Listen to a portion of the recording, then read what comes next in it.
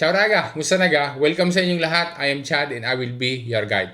Raga, importante ang content ng video na ito, kaya makinig na maigi, unawaing mabuti at panoodin ang video hanggang dulo. Malapit na magsimula ang filing ng modelo 730 2026 at ng modelo Reddity 2026, yung dating tinatawag na modelo Unico. Ang isang napaka-importanting dokumento na kailangan sa pagpa-file niyan ay ang Certificazione Unica 2026 o CU o tinatawag pa din ng iba na CUD.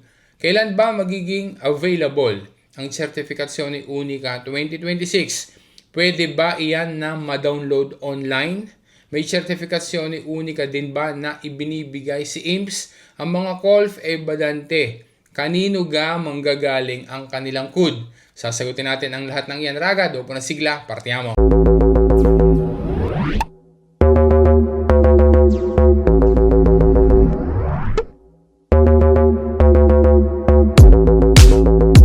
Ang panahon para gawin ang Dichiarazione dei Redditi ngayong 2026 o ang pagpa-file ng either na modelo 730 2026 o modelo Redditi 2026 ay malapit nang magsimula. At ang pangunahing dokumento na kailangan na mayroon ka at maihanda mo para sa filing ay ang iyong Certificazione Unica 2026. Lilinawin lang natin, ang Certificazione Unica o CU o ang CU, yan din yung tinatawag ang tinlaw ng marami na CUD.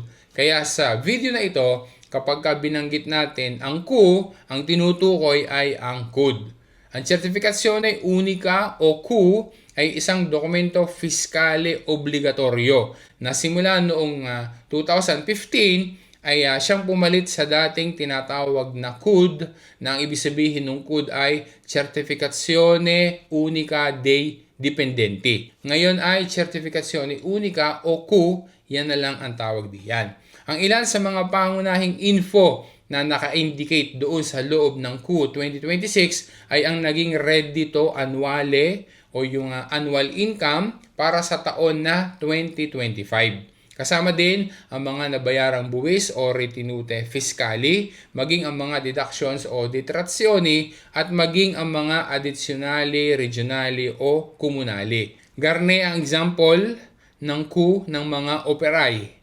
Nakalagay ay Certificazione Unica 2026. Tapos ay relativa all'anno 2025. Kaya wag malilito. Certificazione Unica ng 2026 pero referring to 2025 na reddito at saka yung iba pang mga detalye. Dahil ang Certificazione Unica o CU ng mga nasa lavoro domestico ay walang fix na modelo at iba-iba ang format, ang importante lang natitingnan, nakalagay ay taong 2026, corrisposto all'anno 2025. Ibig sabihin, yan ay 2026 inilabas o ini-issue at regarding sa reddito at mga deductions din para sa taong 2025. Sino ba ang nagbibigay ng Certificazione Unica o CU?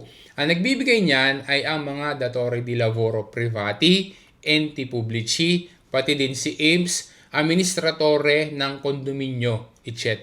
Sino-sino naman ang nakakatanggap ng Certificazione Unica? Ang mga lavoratori dipendenti, kasama diyan yung mga tempo indeterminato, maging tempo determinato, at maging ang mga part-timer. Kasama din ang mga laboratory autonomy, maging ang mga pensionati, yung mga nakakatanggap ng NASPI o disokupasyone, yung mga laboratory na nakakasa integrasyone, at maging ang nakatanggap ng indinita para sa maternita ay mayroon ding Certificazione Unica. Ang nagbibigay ng Certificazione Unica nila ay si IMPS. Dahil si IMPS ang tumatayong sostituto di imposta nila. Tandaan na ang Certificazione Unica o CUD, kung tawagin pa rin ng iba, yan ang basehan sa pag-file ng modelo 730 o modelo Redditi. Lilinawin lang natin din, okay, na kapag sinabi sa vlog na ito na modelo Redditi, ang tinutukoy ay yung dating tinatawag na modelo Unico. Ang Certificazione Unica ay isang primary document para din sa pagkakaroon ng easy at factor din iyan para kung halimbawa na magiging mas mataas ga o mas mababa ang easy. Ngayong 2026, ang deadline na isinet ni Agencia del Intrate para sa mga Datore di Lavori, kasama din si IMS, na mai-transmit in via telematica sa Agencia del Intrate ang modelo ordinaryo ng Certificazione Unica 2026 ay sa date na March 16, 2026. Sa date na iyan, dapat ay maikonsenya o maibigay ang sertifikasyone sa mga workers, pensionati, etc. Normally, mayroong mga kumpanya o mga datore di lavoro na kahit mas maaga sa date na iyan ay naibibigay na nila o available na ang sertifikasyone unika ng kanilang mga empleyado. Depende sa procedure ng kumpanya. Maaaring matanggap ang sertifikasyone unika via email or mayroong option na pwedeng ma-download doon sa app kung halimbawa mayroong app yung kumpanya o kaya naman ay doon sa official website nila. Mayroon naman na old school pa rin na printed copy ang ibinibigay lalo na kung para sa mga nasa lavoro domestiko. Ang mga qualificante ay posible na mas maaga nilang matanggap ang kanilang sertifikasyone unika sa kanilang amo, mula sa kanilang amo. Since hindi naman pwedeng maging sostituto din posta ang isang amo sa lavoro domestiko, kaya hindi obligado ang isang amo sa lavoro domestiko na isend pa niya iyan sa Agencia del Intrate. Ang sertifikasyone unika naman na manggagaling kay IMS ay maaaring ma-download sa official website ni IMS usando ang Speed, CIE o kaya naman ay CNS para maka-login. Pwede din gamit naman ang app IMS Mobile. Pupunta ka lang doon sa Servizi, tapos ay Certificazione Unica, and then isi-select mo yung 2026, tapos ay ida-download mo na, i-scarry ka mo na yung PDF file. Kung hindi yan kayang gawin online,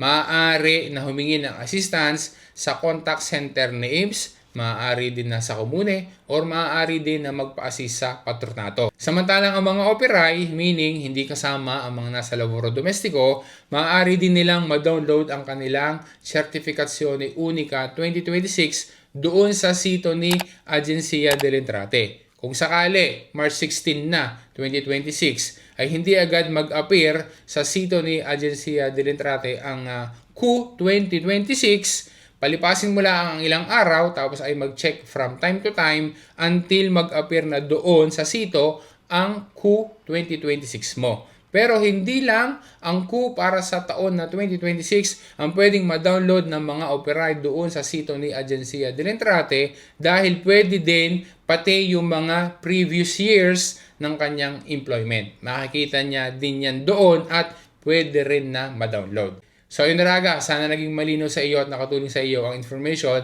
na pinag-usapan natin sa video na ito. Sana ay ma-share mo rin sa iba para maging sila man ay maging aware din at sila ay makakuha na ng kopya ng kanilang Certificazione Unica o CUD ngayong 2026 para makapaghanda sa filing ng either ng modelo 730 o modelo Red DT ngayong 2026. Maraming salamat Raga sa panonood mo. Once again, this is Chad and always remember, Chad will guide. Grazie raga, alla prossima!